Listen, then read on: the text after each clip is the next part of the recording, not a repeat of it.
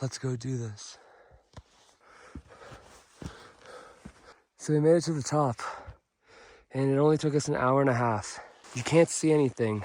I totally miscalculated how long it would take to get to the top, and spent the next hour freezing while waiting for the sun to come up.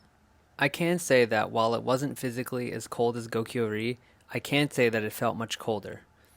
Since the top of Kala Patthar is quite narrow, I didn't have as much room to move around and keep myself warm. I'm not sure if it has to do with the elevation or the atmosphere in this region, but the sky and the colors this morning were out of control.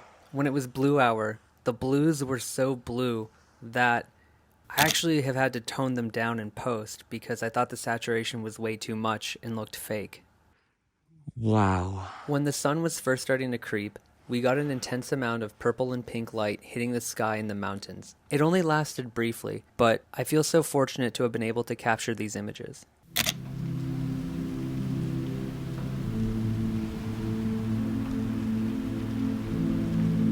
So I went from being the only person on this rock to having a rock full of people.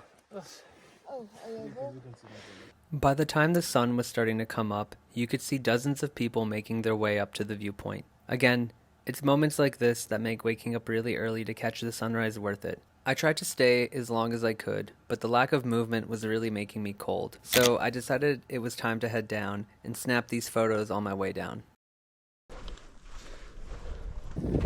So I checked out of the hotel, and it's time to go find and meet Hari in Mabuche.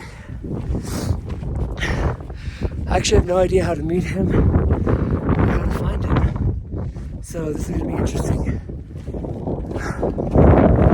I'm assuming that I'm just gonna walk around until I find him, but we'll see. While the actual trek downwards towards Labuche was easy, the traffic made it super annoying. I saw that some Sherpas were skipping through most of the traffic, and I decided to follow them down.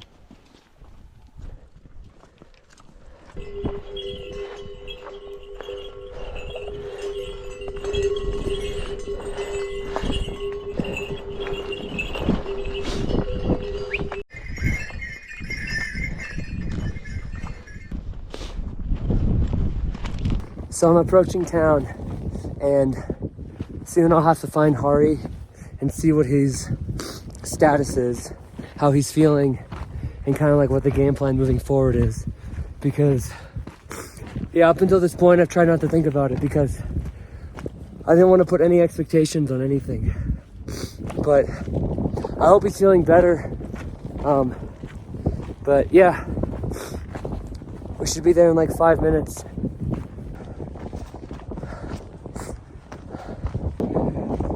So this actually might be really easy because I think that's him right there in that blue jacket. So if that's the case, then never mind. So it totally is him. That was the easiest thing ever. So crisis averted, I guess. And if he's standing outside, I guess he's feeling better, which is a plus, or a good sign, I should say.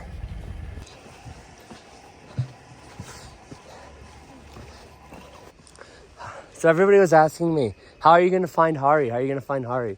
And I was like, I don't know, I'll just show up and you'll probably just see him. Right. And that was right. How are you feeling? Not good? Not good, still, yeah. Okay. Right as Hari was giving me the lowdown, this helicopter came and interrupted us, and it pretty much ruined all my audio from here on out. But pretty much this is the situation. The Kamala Pass is the third and final pass I want to cross, and one of the starting points is right outside of Labuche. Hari isn't feeling any better though, and needs to descend and head back down to Kathmandu.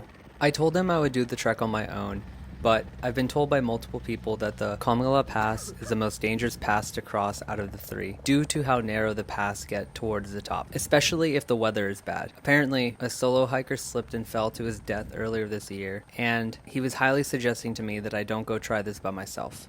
Hari told me that he found another guide that is willing to go with me, weather permitting, of course, and that he will introduce me to him tonight. But I'm honestly not sure if he's saying everything truthfully, or if he's just trying to scare me into paying for another guide, or if it's actually just dangerous. because I'm not trying to come off as cocky or anything, but everything we've done so far, I could have easily done completely by myself, and especially during the daytime. Though I can also understand why they would have people be cautious, because they do want people to, not get hurt and stuff like that. But hopefully, weather permitting, tomorrow I'll be heading towards the pass. Not even 10 minutes into settling into the hotel, I look outside and I see that it's snowing. So it's not looking good for my trek tomorrow, which would be a bummer if we don't go, but I mean, if the weather's like this, there's really nothing you can do, huh? So the weather initially said that it would snow for just an hour, and it's been snowing for pretty much like 8 hours straight. And I don't think I'm gonna be doing the pass tomorrow. I actually have no idea what I'm gonna be doing, or if I'm gonna have to cancel the rest of the trek, because this is really intense. Look at this. You literally can't see anything, and it is just dumping snow. These are my footprints, by the way. Nobody's been around. Visibility is shit. There were people that wanted to get airlifted out because they weren't feeling good that now are stuck here for the night.